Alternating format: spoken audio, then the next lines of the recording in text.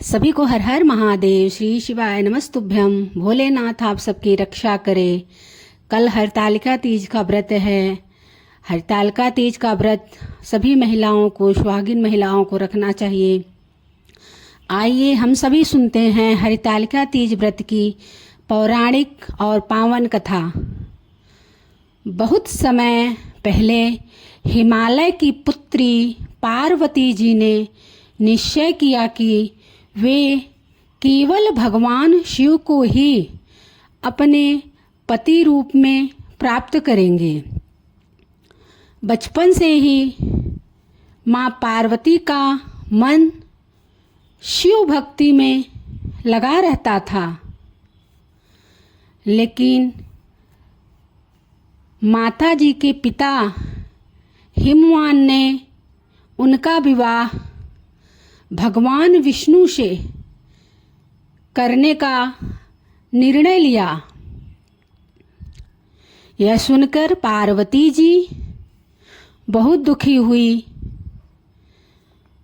तब उनकी सखियों ने उन्हें ढांढस बंधाया और माता पार्वती से कहा, हे देवी, यदि आपके मन में केवल और केवल महादेव ही हैं तो आइए हम आपको वन में ले चलते हैं, जहाँ आप तपस्या पूरे मन से कर सकें। सखियाँ पार्वती जी को चुपके से वन में ले गई। वहाँ जाकर पार्वती जी ने कठोर तपस्या आरंभ की। अन्न और जल दोनों का त्याग कर दिया। ना कुछ खाती थी, ना तो जल ही लेती थी। केवल पत्तों और मिट्टी से जीवन यापन और निरंतर लगातार ओम नमः शिवाय का जाप करती रहे।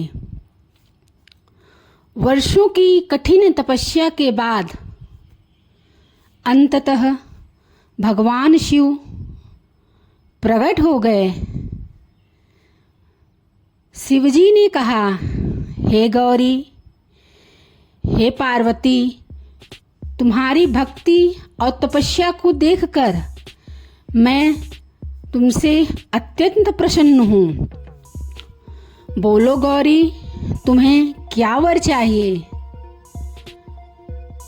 माँ पार्वती जी ने कहा, स्वामी, मैं तो जन्म जन्मांतर से आपके चरणों में ही समर्पित हूँ।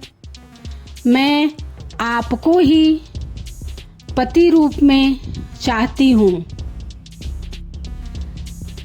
तब भगवान शिवजी मुस्कुराए और बोले, हे पार्वती, हे गौरी, तुम्हारी अटूट निष्ठा और भक्ति से प्रसन्न होकर मैं तुम्हें अपने पत्नी के रूप में स्वीकार करता हूँ। तुम मेरी अर्धांगिनी बनोगी। इसके बाद शिव जी ने पार्वती जी को आशीर्वाद दिया और कहा कि हे पार्वती, जो स्त्री इस दिन हरतालिका तीज व्रत करेगी, हरतालिका तीज व्रत को धारण करेगी, व्रत रखेगी, उसे अखंड सौभाग्य और मनवांछित वर की प्राप्ति होगी। इसी कारण आज भी सभी सुहागिन स्त्रियां और कन्याएं पूरे श्रद्धा भाव से, पूरे मन से हरतालिका तीज का व्रत करती हैं। यह व्रत माता पार्वती की निष्ठा और भोलेनाथ जी की कृपा का प्रतीक है। सभी सुहागिन माताओं और बहनों को मेरी तरफ से हरितालिका तीज व्रत की बहुत बहुत शुभकामनाएं। भगवान भोलेनाथ आप सभी के सुहाग की रक्षा करें। सभी को हर हर महादेव। श्री शिवाय नमस्तुभ्यम। हैप्पी हरितालिका तीज।